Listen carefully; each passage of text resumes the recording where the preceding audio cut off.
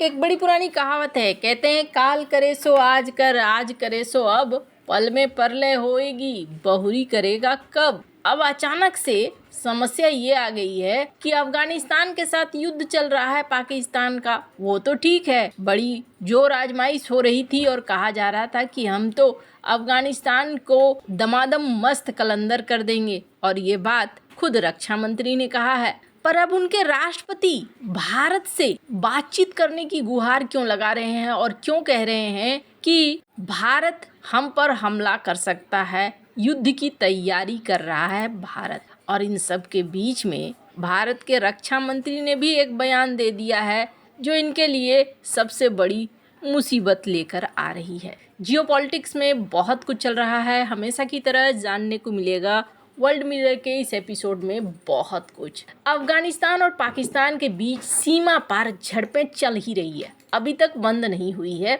अफगानिस्तान की तालिबान सेना ने कथित तौर पर सीमा पार करके पाकिस्तान में हमला किया, कई मिलिट्री पोस्ट पर कब्जा कर लिया। तालिबान के डिफेंस मंत्रालय का ये कहना है कि हमने कंधार और जाबुल प्रांतों में डुरंड लाइन को पार करके हमला किया है। कहा जा रहा है कि कंधार में 5, खोस्त में 2, जाबुल में 1 पोस्ट पर कब्जा कर लिया गया है। हालांकि आपको बता दूं, पाकिस्तान के मिलिट्री बेस पर भी एयर स्ट्राइक हुआ है, ये बात भी कही जा रही है। यानी कुल मिलाकर पाकिस्तान ने जो सोचा था अफगानिस्तान उस पर भारी पड़ रहा है। पाकिस्तान ने सोचा था इनकी तो अपनी कोई सेना खास है नहीं, इनके पास एयरफोर्स है नहीं, लेकिन अब उन्हें भारी पड़ता हुआ दिख रहा है। अब तालिबान का मंत्रालय ये कह रहा है, तालिबान का मंत्रालय कह रहा है कि अफगानिस्तान की एयरफोर्स ने रावलपिंडी, बलूचिस्तान का क्वेटा, खैबर पख्तूनख्वा दूसरी जगहों पर मिलिट्री बेस को निशाना बनाया है, पाकिस्तानी सैन्य अड्डों को काफ़ी नुकसान पहुंचाया है। ये सारी बातें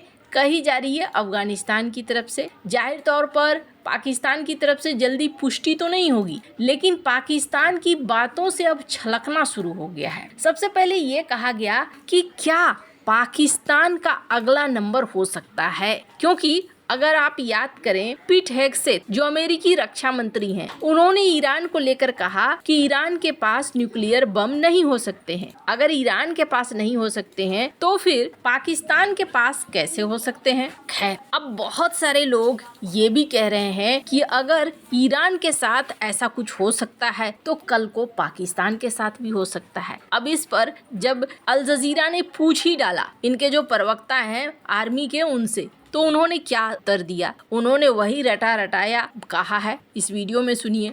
Hence, I have said it before, I will say it again very clearly, that seeking conflict with an established nuclear power for elusive objectives is absurd, sheer stupidity and inconceivable. इन्होंने कहा कि देखो जी, हम तो न्यूक्लियर पावर हैं, हमारे में अंतर है, हम स्टेब्लिश्ड हैं। काहे का स्टेब्लिश्ड? तुम्हारे घर की स्थिति तो बहुत बुरी है, इकोनॉमी भी समस्या में है, स्टेब्लिश्ड तो इसे कहते नहीं है। आपको अमेरिका का साथ लेना है तो चाइना का साथ छोड़ना पड़ रहा है। आप कभी चाइना की तरफ जाते हो, कभी अमेरिका की तरफ जाते हो। और सबसे बड़ी चीज, यूएई ने अभी अरबों डॉलर के लोन को आगे बढ़ाने से मना कर दिया है, तो आपको वो भी एक अलग से टेंशन है। तो यहाँ पाकिस्तान अपने हिसाब से बातों को रख रहा है एक न्यूक्लियर पावर देश होने के नाते कि भाई हमारे पास बहुत सारा ताकत है। अब इस बीच क्या है कि पाकिस्तान को थोड़ा थोड़ा डर लगने लगा है, और डर लगने के पीछे कई कारण भी हैं। भारत की तरफ से भी कुछ ऐसे बयान दिए जा रहे हैं जिन बयानों से अब पाकिस्तान को डर लग रहा है। राजनाथ सिंह का एक बयान सुनिए। पार्टी को ताकत देंगे, भारतीय जनता पार्टी के हाथों को मजबूत करेंगे। तो आपने देखा, मैं देश का रक्षा मंत्री हूं, मेरे बहनों भाइयों, पाकिस्तान के कुछ आतंकवादियों ने आकर भारत में पहलगाम में हमारे निर्दोष नागरिकों की हत्या कर दी। उसके बाद प्रधानमंत्री ने बैठक बुलाई और बहनों भाइयों उसमें यह निर्णय लिया गया हम इसका बदला लेंगे। उसके बाद आपने देखा कि बहनों भाइयों, हमारे सेना के जवानों ने सीमा के इस पार नहीं, सीमा के उस पार जाकर उनको बड़ी संख्या में लोगों का सफाया करने में कामयाबी हासिल की। और उस ऑपरेशन का नाम था सिंदूर ऑपरेशन। और आज मैं कहना चाहता हूं, वह सिंदूर ऑपरेशन अभी रुका नहीं है। पाकिस्तान यदि अपनी हरकतों से बाज नहीं आया तो तो आज मैं फिर से रक्षा मंत्री होने के नाते कहना चाहता हूं, बहनों भाइयों, इस बार हम ऐसा जवाब देंगे कि दुनिया देखती रह जाएगी। बहनों भाइयों, इस बार माफ नहीं किया जाएगा किसी भी सूरत में। अब इस बयान में आपने क्या देखा? राजनाथ सिंह ने कंफर्म किया कि ऑपरेशन सिंदूर खत्म नहीं हुआ है भैया, ऑपरेशन सिंदूर अभी चालू है। अब ये तो टेंशन देने वाली बात है ही। उन सब के बीच में वो डर अब सीधे सीधे पाकिस्तान के अंदर दिखना शुरू हो गया है। पाकिस्तान के राष्ट्रपति आसिफ अली जरदारी भारत के साथ बातचीत को बेकरार है। उन्होंने कहा है कि पाकिस्तान भारत के साथ बातचीत को तैयार है। पाकिस्तानी संसद में भाषण के दौरान कहा कि भारत के साथ बातचीत ही इलाके की सुरक्षा के लिए एकमात्र रास्ता है। ऐसे शब्द पहले कभी नहीं सुनने को मिले थे। हालांकि खामनेई की मौत के बाद उनके याद में संसद में आयोजित किया गया था कार्यक्रम, जिसमें ये कह रहे थे। इन्होंने कहा कि भारत पाकिस्तान के साथ एक और जंग की तैयारी कर रहा है। मेरा उनके लिए मैसेज है कि वे जंग के मैदान से हटकर मतलब वाली बातचीत की टेबल पर आएं, क्योंकि इलाके की सिक्योरिटी के लिए यही एकमात्र रास्ता है।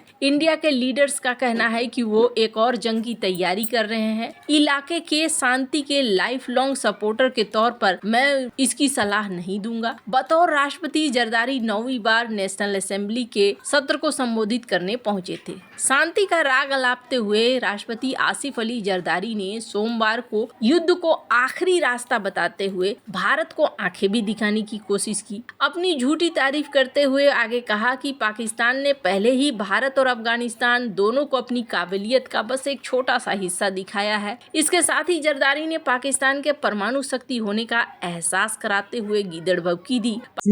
They must choose to dismantle the terror group that survive on conflict and its war economy. None of this will feed Afghanistan's children or create opportunities for national cohesion. In our end, we have never treated the Afghan people as anything but pit and kill. We have never walked away from dialogue. The Afghan people need a break from endless wars. Don't take away the choice of the future of prosperity connected to peace. I would urge them to stop being used by other countries as a battlefield for their ambition. Pakistan एक जिम्मेदार परमाणु संपन्न देश है और उस जिम्मेदारी का वजन समझता है। साथ ही हम एक ऐसा देश हैं जो जरूरत पड़ने पर अपना बचाव करना भी जानते हैं। तो यहाँ दोनों तरफ की बातें हुई। हालांकि सबसे बड़ी बात यह है कि जब संसद में ये सब कुछ हो रहा था तो संसद में बवाल भी हो रहा था और संसद में बहुत सारे सांसद ये कह रहे थे कि इमरान खान को बंद करके आपने गलत तरीके से इस सत्ता को हथिया लिया है। पर जनरल मुनीर के लिए अब कई सारी समस्याएं निकलकर सामने आती हुई दिख रही हैं। इसलिए सामने आती हुई दिख रही हैं कि क्या अमेरिका पाकिस्तान का लंबा समय तक सपोर्टर बना रहेगा। और अभी जिस तरीके से युद्ध वाली स्थिति हो रही है और इन सब के बीच में ये भी देखने को मिला कि पाकिस्तान में अमेरिकी एम्बेसी पर हमला हुआ, तो दोनों देशों के रिश्तों में थोड़ी दरार तो जरूर आती हुई दिख रही है। वैसे आपको क्या लगता है, क्या भारत कोई एक्शन लेगा या नहीं? कमेंट कर अपनी राय जरूर बताएं। जल्द मिलते हैं अगले वीडियो में नई खबर के साथ।